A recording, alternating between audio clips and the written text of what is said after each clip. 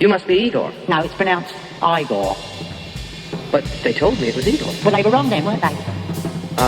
You were sent by Herr Frankenstein, weren't you? Yes. My grandfather used to work for your grandfather. How nice. Of course, the rates have gone up. One, Of course, the rates have gone up. Of course, three, the rates have gone up. 4. My name is Chris Quinlan, Melbourne Musos live. 1, Of course, the rates have gone 2, up. 3, 4, and Of 1. course, the rates have gone up. Hello, like I said. There we go. Melbourne Musos, welcome. There you are. So, what goes on is, what the hell was I doing there? I was doing rates. Of course, the rates have gone up. What I'm talking about tonight is a few different things about notes and how we work them and how we play them and how we count them. Oh! 1 yana, 2 yana, 3 yana, 4 yana, 1 yana, 2 yana, 3 yana, 4 yana, 1 yana, 2 yana, 3 yana, 4 yana, 1 yana, 2 yana, 3. Oh, I work with the nose crisp. 1 yana, 2 yana. Anyway, what it is I've got a few things on my little bullet sheet, and one of the first things I'll do is talk about rates. Now, what we have, think about our basic notes. We have a semi-breve worth 4. We have a minim worth 2. I'm not talking about dotted notes just yet. Got a minim worth 2. We have a crotchet worth 1. Then we have a quaver worth half a beat. Then a semi-quaver worth quarter of a beat, and it keeps on going. Now, if I was to do a press roll, and the winner is... Now, that could be anything, because there's just the roll. Then it depends on how I'm counting it in my head. 1, 2, 3, 4. 1, 2, 3, semi-breve. 1, 2, 3, 4. Now, 1, 2, minims, you see. 1, 2, 3, 4. Keep going. 1, 2, 3, 4. 1 and 2 and 3 and 4 and...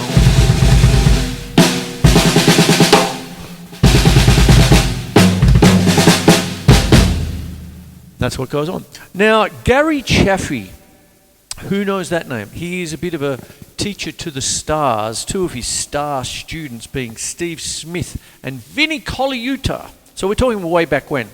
And he would talk about rates. And what happens is that we hear about rates all the time. If I was to take a basic rock beat, like 1, 2, 3, 4, 1, 2, 3, 4. Now notice I'm counting crotchets. Most of you out there would be thinking, oh, it's typical, 1 and 2 and 3 and 4 and perfect. Yes, but if we're thinking 1, 2, 3, 4, 1, 2, 3. Look what I just did. 1, 2, 3, 4, 1, 2, 3, 4. Now, when you first walk into any room, I'll just keep it basic, no room shots, just at the minute. When you've got that, that's your basic rock beat. Good on you. Fantastic. But what am I counting in my head? So that's 1, 2, 3, 4, 1, 2, 3. Could it be 1 and a 2 and a 3 and a 4 and a 1 and a 2 and a 3 and a 4 and a 1 and a 2 and a 3 and a 4 and a 1 and a 2 and a 3 and a 4 and a 1 and a 2 and a 3 and a 4.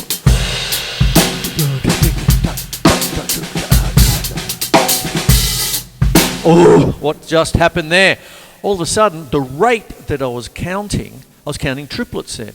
1 and 2 and 3 and a 4 and a 1 and a 2 and a 3 and a 4 and a 1 and a 2 and a 3 and a 4 and a 1 and a 2 and a 3 and a 4 and a 1. All of a sudden, it's not a rock beat. It's actually a funky beat, you see. And you see, that's what happens with the rates, you see. Now, when we're starting to talk about rates and stuff like that, one of the most common things is moving from common time to cut common time. If I'm going to play a normal rock beat in quaver rate, 1 and 2 and 3 and 4 and 1 and 2 and 3 and 4 and... If I keep it to just crotchet rate, just basic, 1 and 2 and 3 and 4 and 1 and 2 and 3 and 4 and 1, 2, 3, 4,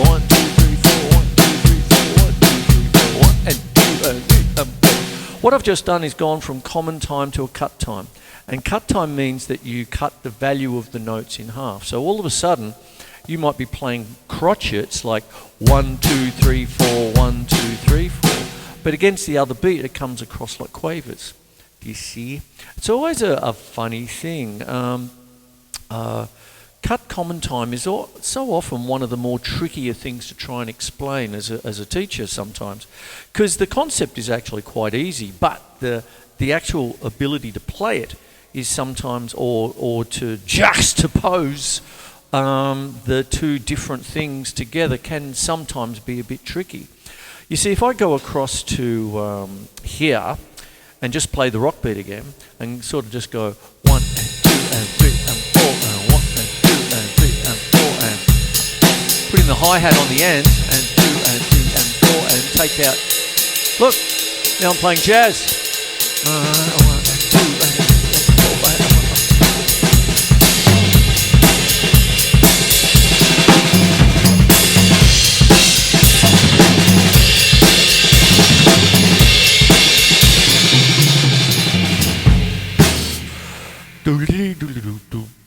there it is, you see. Now what happens is with that, Gary Chaffee, getting back to him, starts talking about how to put rates in different things. You could be playing very quick. Take out the thing. But if I'm just going 1, 2, 3, 4, 1, 2, and so on it goes, I'm really playing a semi-brief rate because there's only a note coming in every 4 beats, you see. So that's really what rates are, you see. I could be playing semi-quavers. I'll do it this way.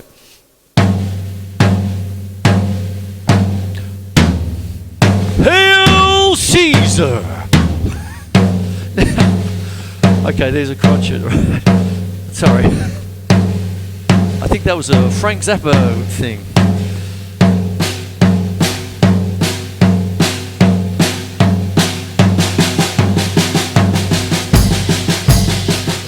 Crotchets, you see.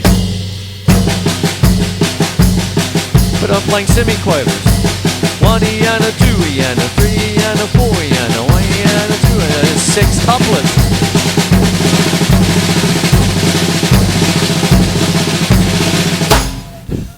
Oh, sorry.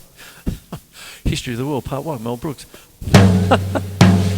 Look, the streets are crawling with Romans. Look. Fellow members of the Roman Senate, hear me. Shall we continue to build palace after palace for the rich? Or shall we aspire to a more noble purpose and build decent housing for the poor? How does the Senate vote? Fuck the poor! Good. Whatever's happening in the middle if it's straight ahead. Now this comes back to the basic rock beat.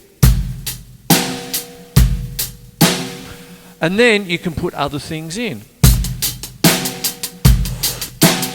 Now, 1 and 2 and a 3 and a 4 and if I keep the bass drum where it is, 1 and a 2 and a 3 and a 4, it's still a crotchet rate. But as soon as I put in, oh, what happened there?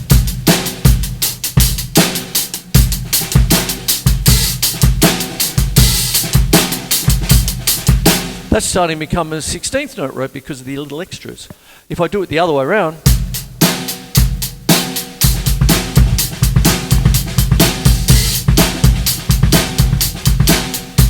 you see, I'm playing,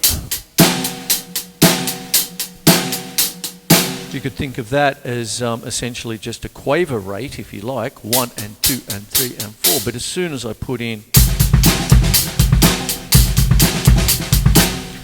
I'm starting to get that John Bonham-esque kind of feel there, you see. Then you can start doing overlaps and all of that. That's a bit of a different thing. I'll get into that in just a sec. But that's what you've got with rates. And then another little thing is something that I love coming back to. It's a little thing. I've been doing it for a long time now. I did a show about it, I think, 20 years ago. And it was the idea of slow notes fast, fast notes slow. Because as I said, I could be doing, say,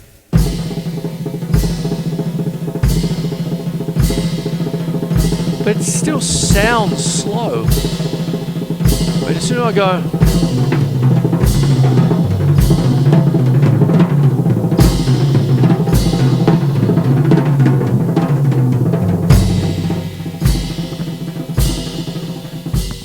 do you see?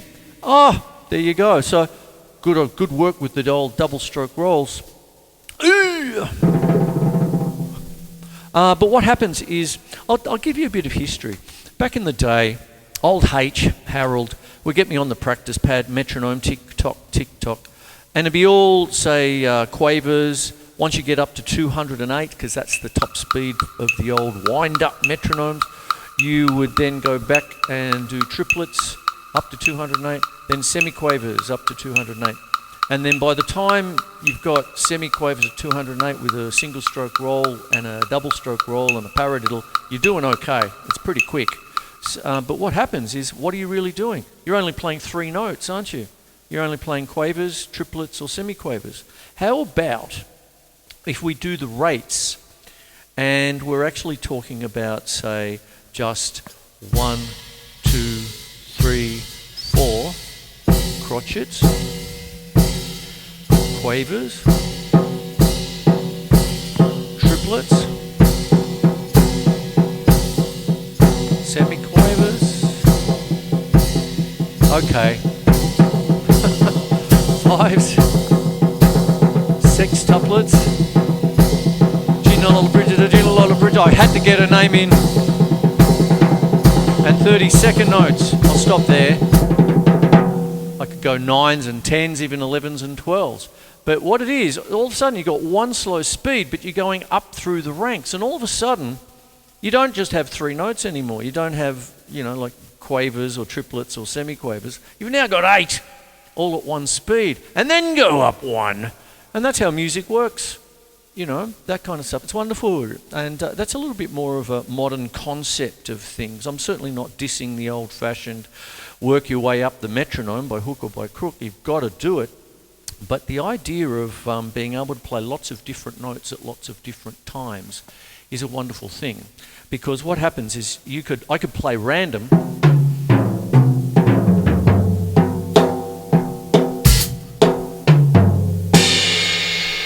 But if I'm going,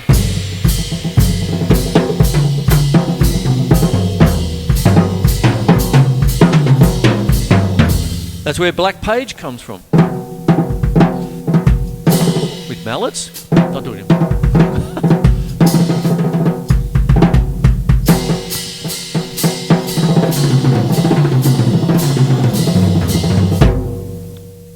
Ping of destiny. So what you've got is, when you're dealing with, say, really complex ideas and different kinds of patterns and things like that, your rates become quite important to learn and build up, you see. And that's what goes on. Now, when you're sort of doing that, and you're thinking in terms of, well, what's going on in your head, that kind of thing, you can start to think in terms of, say, a good old jazz rhythm. But what's going on in your head, mate? What's in the head? Now, really, what starts to go on is that when I hear, jazz is just based on triplets, I die a little inside, because I've often had that said, and sure, the bulk of it, 1 and a 2 and a 3 and a 4 and a 1 and a 2 and a 3 and a 4. But if you're playing slowly, what's in your head, you see? When you're dealing with dead slow ballads, I used to love Sarah Vaughan, still do, and one of the unsung heroes of Sarah Vaughan and lovely ladies of that ilk who sing dead slow ballads was a drummer by the name of Grady Tate. His brushwork was great. He's not mentioned nearly as much as Jeannie Krupa or Buddy Rich or anyone like that. But when you'd hear him play, him and Jimmy Cobb with Miles Davis, they'd clip. So it was almost like, instead of just the normal 1 and a 2 and a 3 and a 4 and a 1, how slow can you go? It's honestly like gears on a car. You gear down. So they might be going 1 and a 2 and a 3 and a 4 and a 1 and a 2 and a 3 and a 4 and a 1. Pick it up a bit, short triplets. 1 and a 2 and a 3 and a 4 and a 1 and a 2 and a 3 and a 4. Faster again, it'd be quavers. 1, 2 and 3, 4, 1, 2, 3, 4, 1. Now what am I doing there? I've got ghost notes. 1 and 2 and 3, 4, 1 and 2 and 3 and 4, 1 and 2 and 3 and 4. Or you could be forgiven for thinking 1 and a 2 and a 3 and a 4 and a 1 and a 2 and a 3 and a 4 and.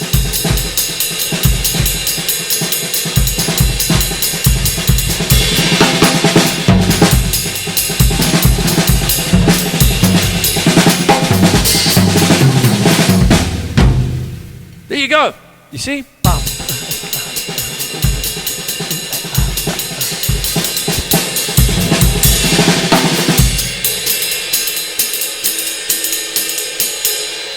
There it is there, you've changed it again. So I've gone through 3 speeds, you see. So if you're going dead slow, like a dead slow Sarah Vaughan ballad and all that, you might be thinking semiquavers. If you're thinking in terms of the middle ground, sure, triplets. But however, when you're getting a little bit quicker, you might be going quavers in a cut common time, you see. And then the little lilt you put on it, it's not just... That could be anything. It depends on how you do it. So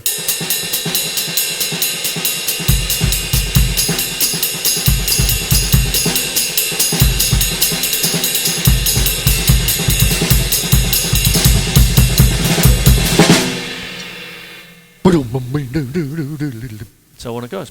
Ooh, there you go. All right, I'm on my way to another section before I wrap up the show. Now what starts to happen there, I'm overlapping to a certain degree, because what goes on is, when you're actually thinking about it, I'm actually just playing a single stroke roll.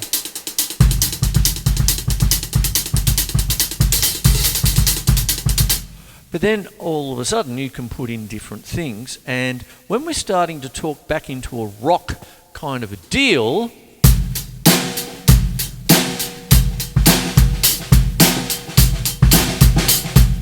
there's a couple of other things I'm starting to bring in, like a basic rock beat. Ping! Gafford that down, Chris, will ya? I like it. If you want to fix... Oh, I haven't got my wallet with me, hang on. Oh, I've got a baby sock. Who knows that old trick? If your beat is a little bit hard, you can put a bit of a sock on it, you see. Story of my life. But if you put a sock over the top, you don't have to take the beater off for the more muffled, clubby kind of stuff. So I put the sock on. Boot cam should call that up. Look, see, you got that woof, woof, woof.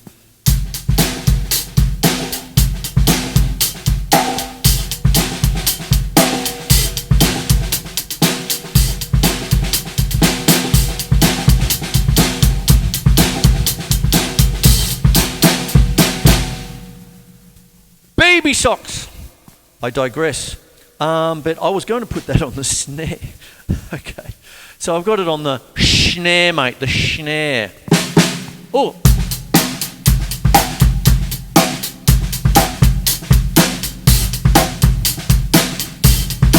There it is. See? Baby socks. $5. I bought a little pair of them. There's the beater. Put a sock on it.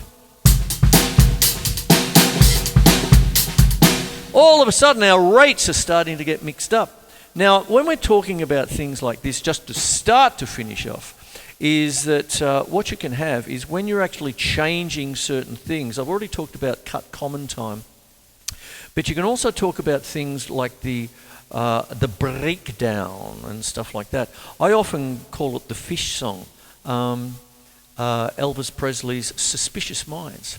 I just caught a trout, misheard lyrics. I pulled it out, now I'm gonna cook it for you, baby. Then there's the breakdown, you see. So what happens? You go, try not to see what you do to me. Hello, audience. But what happens is you've got that. So you got. Then what happens is you're going to go into, say, that breakdown where it might be 12/8 or a 4/4 blues beat. What's it going to be? Is it going to be triplets? 1 under, 2 under, 3 under, 4 under, 1 and a 2 under, 3 under, 4 under, 1? Or is it going to be 12/8? 1, 2, 3, 4, 5, 6, 7, 8, 9, 10, 11, 12, 1, 4, 5, 6, 7, 8, 9, 10, 11, 12, 1. Stinker patient. So what happens is that what you've got then is a way of expressing. When it comes to writing things down, you need to know what you're playing, for the band when you're writing an arrangement. And so what happens, you might start in the middle with a rock beat, 1 and 2 and 3 and 4 and... Now, is the beat now going to go to triplets? 1 under, 2 under, 3 under, 4 under... So that stays the same, bass to the snare, the main beat. There's your crotchet rate. And 1 under, 2 under, 3 under, 4 under, 1 and 2 and 3 and 4. But what happens if it's 12/8? Okay, the quavers don't change. They don't change to triplets. They're still quavers. So it's going to now be 1, 2, 3, 4, 5, 6, 7, 8, 9, 10, 11, 12, 1. So that's a time signature change, you see. So what happens then is that you've got the rock beat like that. If you're going to turn it into triplets, you'd go up. If you're going to go into 12/8, change, like what's happening is that if you go to triplets, you're actually changing the grouping, right? You're changing the notes, the note values. But if you're going to go to 12/8, you're not changing the notes, you're changing the time signature. A lot of people get caught up with that. So that's one of the things that you want to be able to write out, or at very least explain when you're actually doing Suspicious Minds and things like that. It isn't, when you actually listen to the track, it isn't exactly metronomic, but that's the principle involved. It's a change of time signature and all that. And that's often what happens when you're dealing with any kind of metal stuff, like even the last episode I was talking about with, Ozzy and Sabbath, the bit where it goes cut time in the middle, that kind of thing. So even like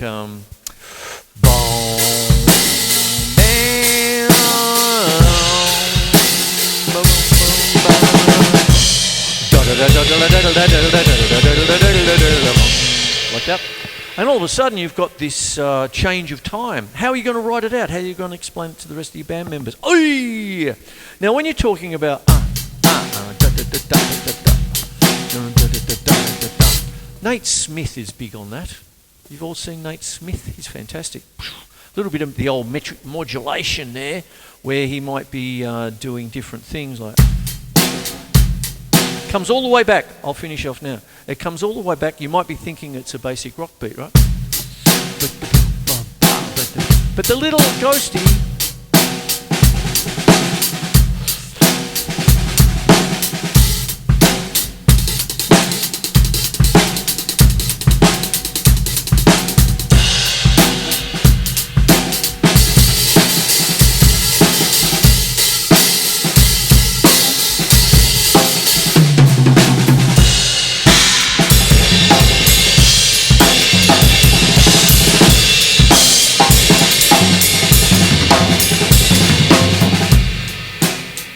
My name is Chris Quinlan. This is Melbourne Musos live. And I am talking about rates. Slow notes fast, fast notes slow. A little bit of the overlap. I'm mentioning basic rock, but what's in your head? In your head, is it crotchets, quavers, triplets, semi-quavers, rates of play? Gary Chaffee, Nate Smith. People like that. I've mentioned Bonham every week now. Steve Smith, Vinnie Colaiuta, who were students of Gary Chaffee. Go check him out. All this sort of stuff. I did mention Nate Smith. So...